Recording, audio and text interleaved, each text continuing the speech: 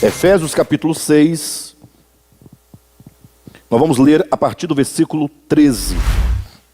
Diz assim: portanto, tomai toda a armadura de Deus, para que possais resistir no dia mau, e depois de terdes vencido tudo, permanecer inabaláveis.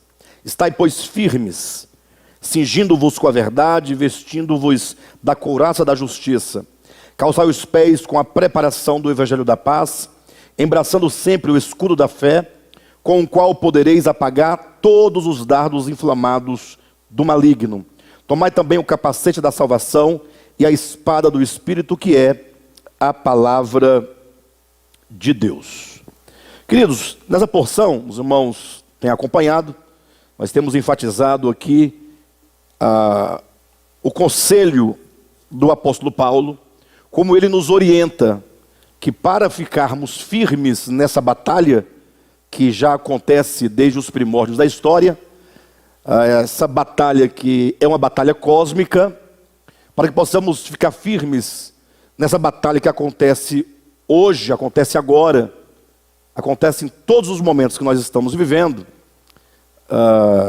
é preciso que nós então que nós nos revistamos da couraça, ou melhor, como diz o apóstolo, nos revistamos da armadura de Deus. Veja no versículo 13, veja no versículo 10, ele diz: quanto ao mais sede, fortalecidos no Senhor e na força do seu poder. Então agora imagine só, pense comigo, é lógico e evidente que numa batalha nós precisamos de permanecer firmes, nós temos que vencer. Pelo menos é a ideia de quem entra numa batalha, de ser um vencedor. E aqui nós estamos falando de ser um cristão vencedor. E é certo que para ser um vencedor, nessa batalha espiritual, o apóstolo Paulo diz, sede fortalecidos no Senhor e na força do seu poder. Então, a princípio fica um tanto vago, se ele tão somente dissesse, sede fortalecidos no Senhor e na força do seu poder, teríamos apenas a ideia da necessidade de sermos revestidos de poder, né? Na força do Senhor e no poder de Deus.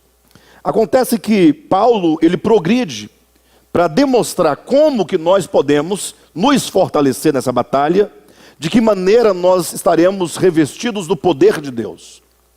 Isso é interessante, até para nós refletirmos um pouco, porque com os movimentos carismáticos do cristianismo, os movimentos carismáticos a que eu me refiro, todo movimento dentro das igrejas, seja ela católica ou seja ela evangélica, todo movimento que dá ênfase na pessoa e na obra do Espírito Santo.